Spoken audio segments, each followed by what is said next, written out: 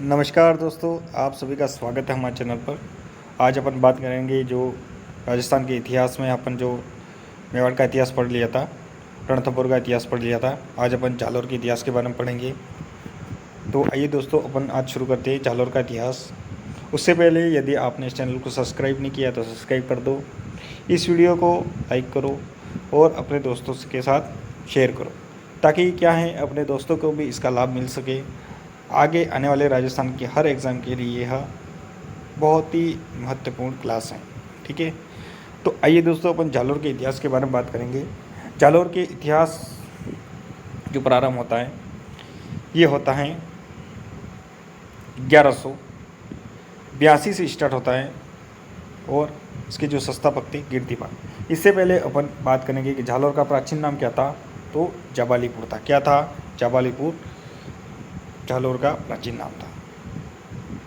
और आरंभ में यहाँ पे जो शासन किया था प्रतिहारों ने किया था, जो कि कन्नौज चले गए। ठीक है, ये याद रखना है।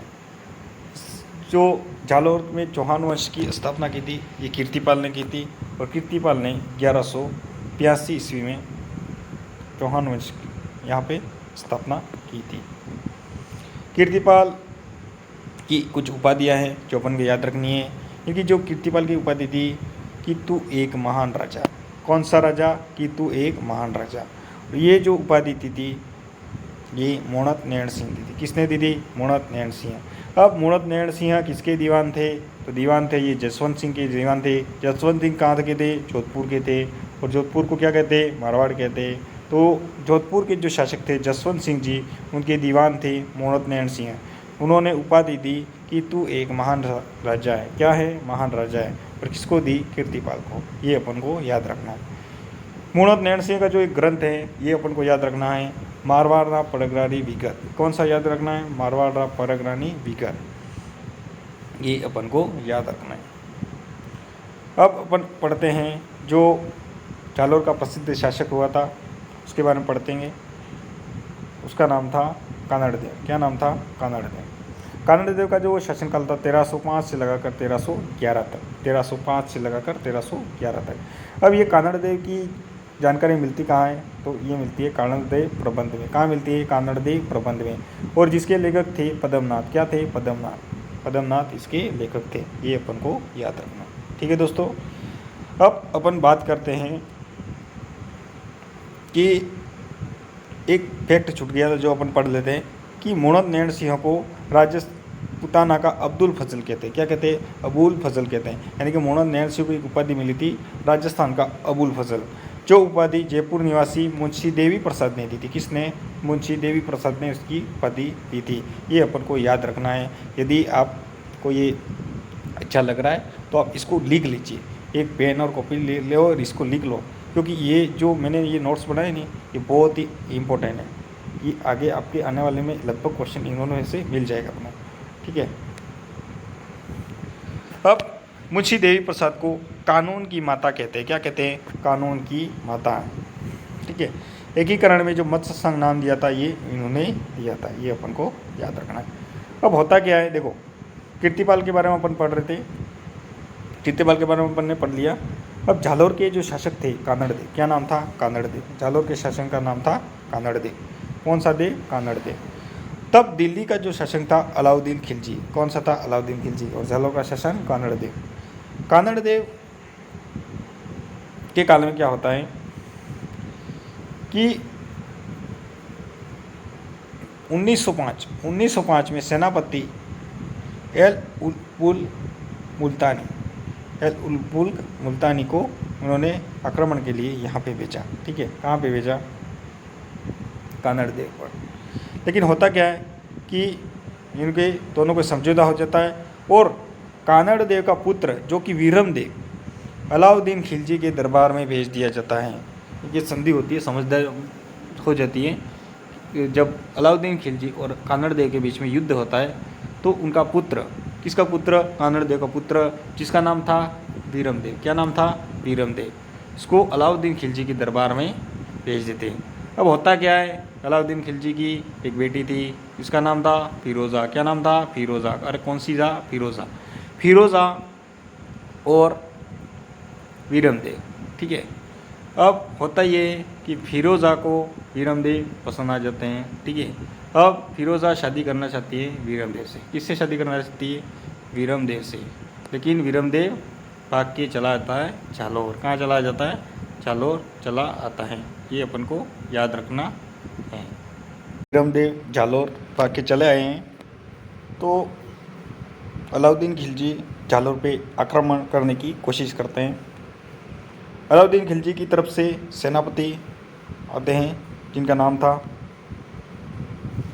कमाउद्दीन गर्ग।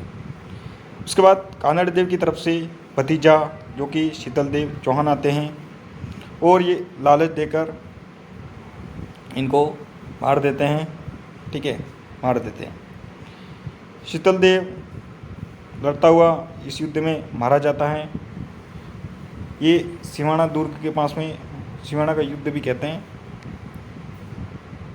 होता क्या है कि कमाउद्दीन गर्ग और शीतल देव के मध्य युद्ध होता है और ये मारे जाते हैं। यहाँ पे सिवाना दुर्ग बना हुआ है जो कि बाड़मेर में है। एक गिरी दुर्ग है। गिरी दुर्ग किसे बोलते हैं? जो पहाड़ी पर बना होता है उसे गिरी दुर्ग बोलते हैं। इसकी स्थापना की थी वीर नारायण पवार ने की थी, ये याद रखना है। उपनाम मारवाड़ के राजाओं को शरण स्थली कहते हैं, यानी कि सिवाना दुर्ग को क्या बोलते हैं? मारवाड़ के राजाओं की शरण स्थली कहते हैं।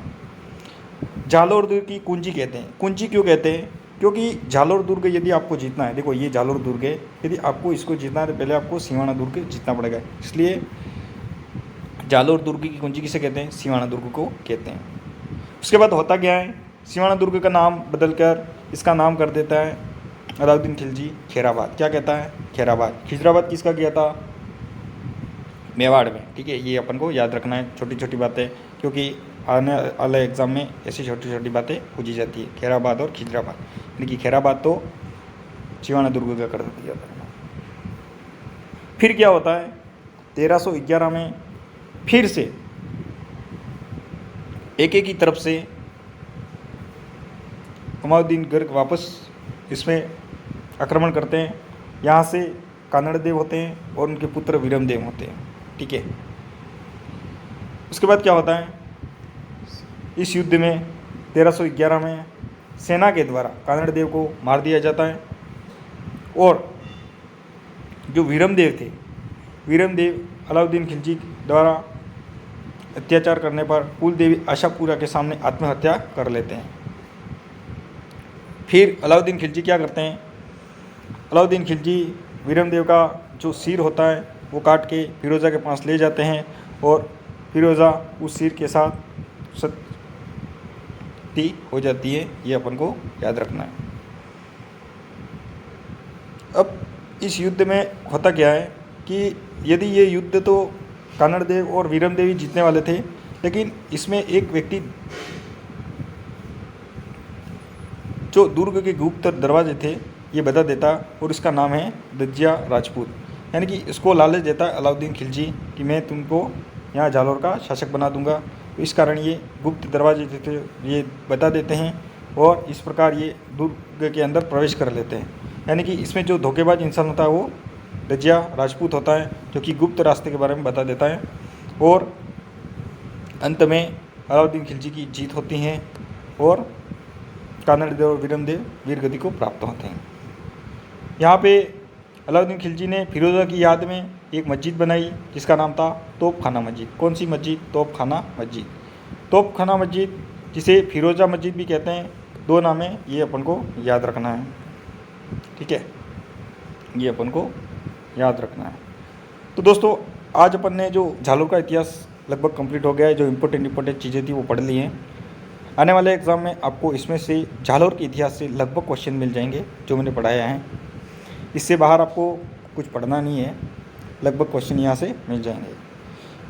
और एक बार, आप इस चैनल पे नए हो, इस चैनल को सब्सक्राइब कर लो ताकि आगे भी आने वाले इम्पोर्टेंट टॉपिक उसके क्वेश्चन हम आपको बताते रहेंगे, डालते रहेंगे। और ये पसंद आया तो वीडियो को शेयर करो, लाइक करो। ठीक है दोस्तों, धन्यवाद।